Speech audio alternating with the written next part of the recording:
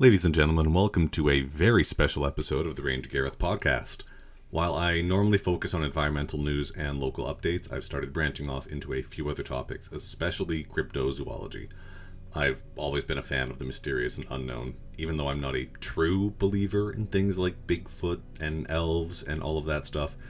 It would just be so cool if they existed, so I wanted to dive into some more local legends. On today's episode, we are covering another fun topic, lake monsters. Canada is the second largest country on Earth, and we have a tremendous amount of fresh water, a lot of large, remote, mysterious lakes, huge rivers. The largest, which would be our Great Lakes, which can almost be treated as an inland sea. Anyone from Canada is aware of them, but for anyone outside of this area, we have Lake Huron, Lake Michigan, Lake Erie, Lake Superior, and Lake Ontario, which are 5 gigantic lakes. A ton of our early industry as a country was based on that lake system, because you could easily transport the goods across the water to our American friends. The majority of our population can also be found close to these lakes and the St. Lawrence River. When you look at our major population centers, Toronto, Montreal, most of industrial Ontario and Quebec, it is centered right along that river and lake system. In fact, on a list of the largest lakes by surface area, Canadian lakes make up 4 of the top 10.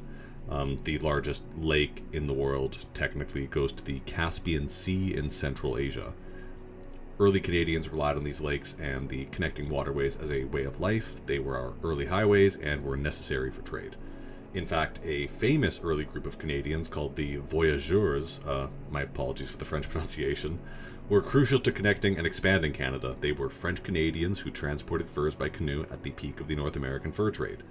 These men were famous for their grit and endurance, but the job of paddling across an entire country took an inevitable toll on their bodies. Their life expectancy was not very long compared to the average person back then, and the average lifespan back then was also shorter than it is now. With many of Canada's early settlers colonizing the major waterways, they came into conflict with the First Nations inhabitants who already lived there.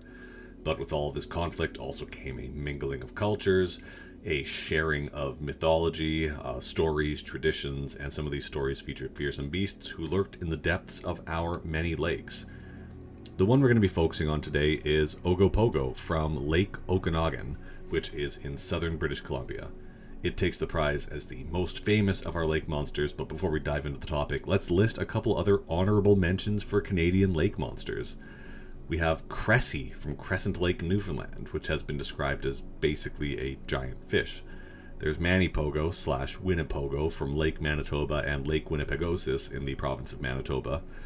But despite ample tourism in these areas, we still don't have any good photos of these beasts. There's Mugwump from Lake Temiskaming, Ontario. It is described, man, I'm really testing the pop filter, Mugwump. Been described as roughly 6 meters long with a black glistening head and protruding eyeballs. I'm visualizing it almost like the eyes on the end of the stalks for snails. It sounds ugly, but then again, there are no photos, so we can't verify that. There's Ponic from Lake, Pohin-Gamook, Quebec. When this monster was sighted, it prompted such an uproar that in 1977, the Montreal Gazette sent a journalist to investigate and photograph the creature. Sadly, he was unsuccessful. There's the Turtle Lake Monster from, you guessed it, Turtle Lake in Saskatchewan. This creature has been described in so many different ways that it's not even clear if this is one creature. It's been described as a sturgeon, a dog, a pig, maybe all 3.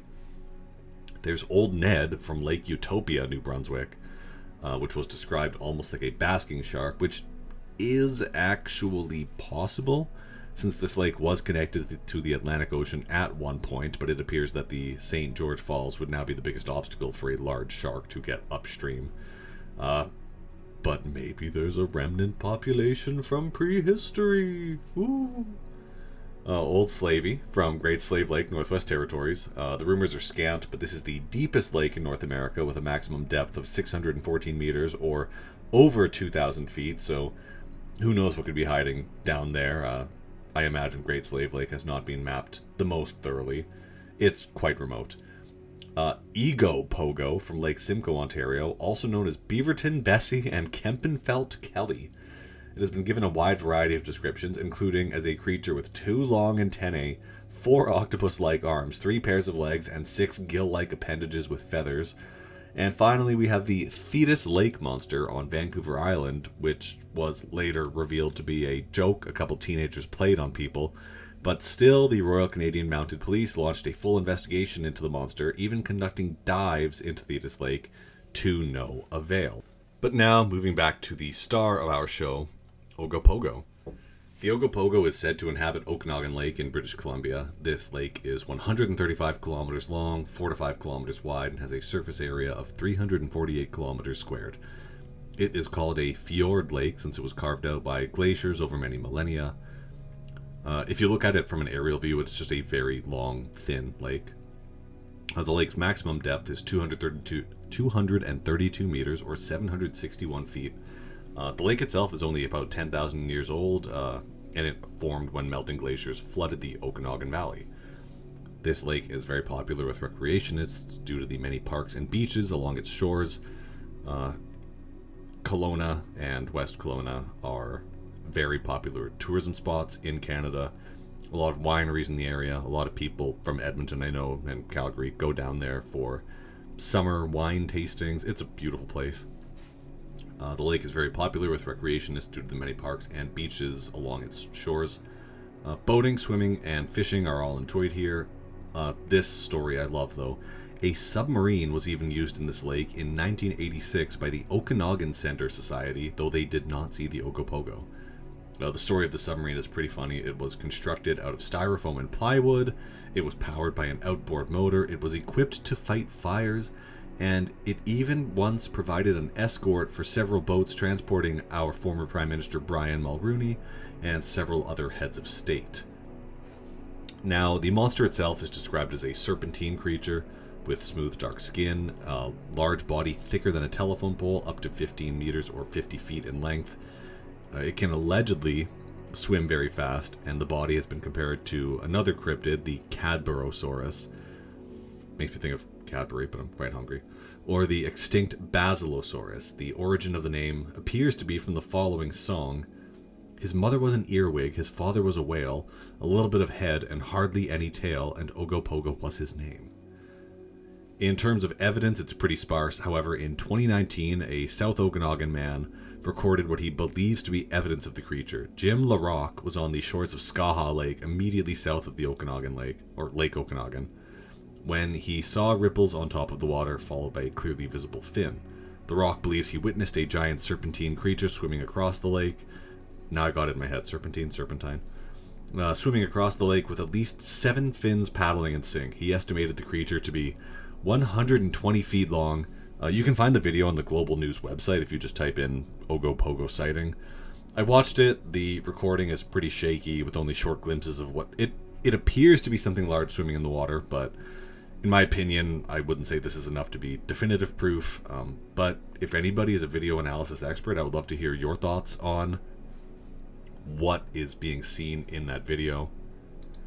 When we look at the origins of this story, Ogopogo seems to be more closely tied to native myths than any other lake monster.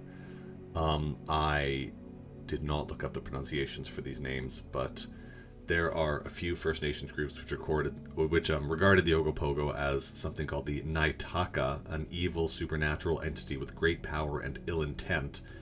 The word has various translations, such as water demon or water god, but either way, there is reason to believe that the spirit was said to dwell in caves under Rattlesnake Island, also known as Monster Island, or adjacent to another part of the lake called Squally Point.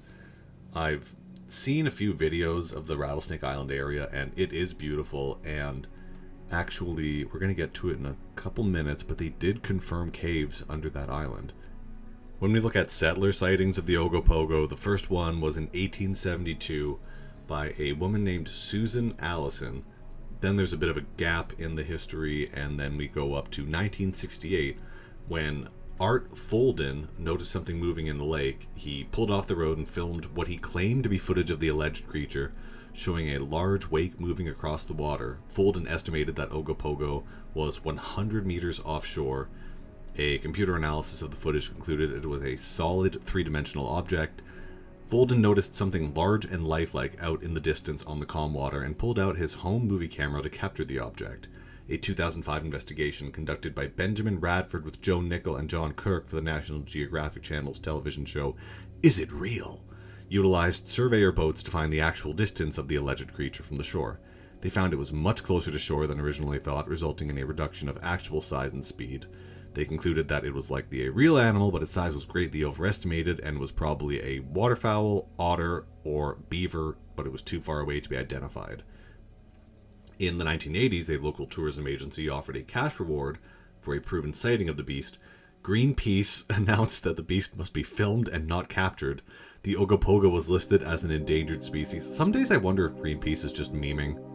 Like, some of the stuff they do is just so funny. In 1980, around 50 tourists watched an alleged Ogopogo for about 45 minutes off a beach at Kelowna. Larry Thal, a tourist from Vancouver, captured 10 seconds of the sighting on 8mm film, but some skeptics have suggested that this footage captured only a pair of otters. In 1989, John Kirk allegedly saw an animal that was 10.7 to 12.2 meters long, or 35 to 40 feet long, consisting of 5 sleek jet black humps, and he believed that was traveling at 40 kilometers per hour. And there was another sighting in 1989 near a place called Bear Creek, where 2 men staked out the area with a video camera and saw a slim serpent-like creature measuring up to 15 feet long, swimming 75 feet away from their canoe. The creature slapped its tail before diving, with enough force that one of the men described it as enough to have killed a man if it would have hit him. There was another sighting in 1992 where something or some things were traveling just below the surface of the water at a fairly good speed, estimated to be 8 kilometers per hour. In the footage, a boat towing a water skier suddenly appears in frame and the skier falls into the water near the object. Within several minutes, Paul Demara, the one who reported this, claimed to have seen multiple animals in the water, and they think that one might have just been several otters. In 2008, a local photographer named Sean Valoria and his girlfriend Jessica Wagers were sitting by the lakeshore in Peachland. Sounds cute, but it is a real place. When Wagers noticed a disturbance in the water, Valoria snapped one photograph, but his camera died and he wasn't able to capture any more. Okay. This is one of those things where so many of the ghost sighting, monster sighting, alien sighting things, there's just such a running theme where it's like I had just enough battery life to get one picture or to get 3 seconds of footage. I'm looking at you, Todd, standing. But this was another one of those. Just enough battery life to take one photograph. The image captured 2 humps emerging from the water. The image wouldn't be made public until 2020. 8 days later, south of the original sighting, Valoria and Wagers spotted another disturbance of the water, snapping, here we go, 11 photographs, much better, of an unknown object as it surfaced near a boat, but only 3 to 4 of those 11 photographs have been publicly shown. The main photograph was interpreted as either being the tail or neck of the object, while the other showed the back. Valoria estimated the creature as being 18 to 20 feet long, judging by the size of the boat in the background. The photos were examined by many local experts. One of them, named Chris Bull, concluded it didn't look like any known animal on the lake. A biologist noticed the black-red texture was possibly a different creature or pollution. Members of the show Monster Quest examined the photographs and found no evidence of tampering, as featured in the 2009 episode Lake Demons. In 2011, a cell phone video captured 2 dark shapes in the water. A suggested explanation is that the video shows 2 logs. 3 sightings were reported in September 2018, one of which described the giant snake approximately 49 feet long. And in June 2024, there was a reported sighting which described a long snake in the water.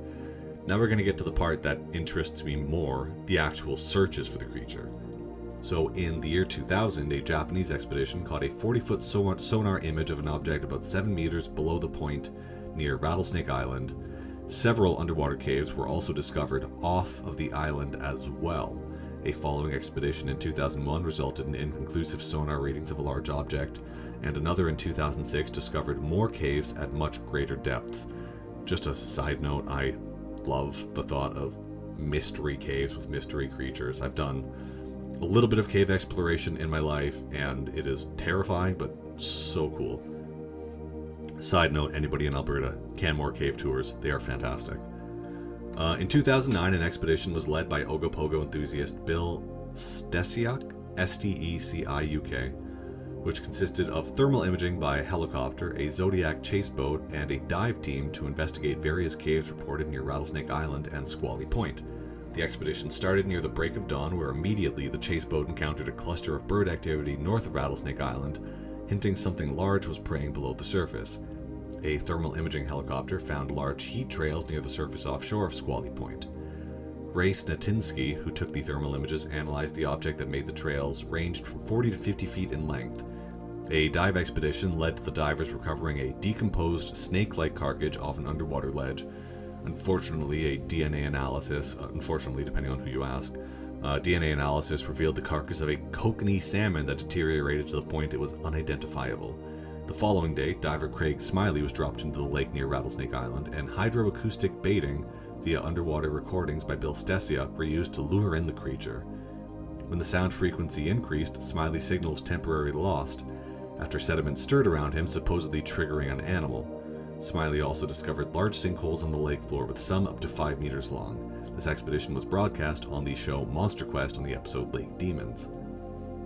Finally, in 2023, an expedition was led by Bill Gibbons and Bill Stesiuk, consisting of ROV, remote operated vehicle equipment, investigating known locations of sightings. The first location was Rattlesnake Island and Squally Point, but a strong wind forced them to retreat north past Kelowna. The next location was the mouth of Bear Creek, where a small dark mass passed their boat. They then moved to the deepest part of the lake, where they caught on camera an object about 3 meters or 9 feet long swimming near their boat. There have been a lot of explanations for this. Most involve totally normal things, wildlife. Some people think that the rows of humps they see are just a bunch of otters swimming in unison. There are some people who allege that sturgeon live in this lake, but there is an unclaimed $10,000 reward for definitive evidence of sturgeon in the Okanagan.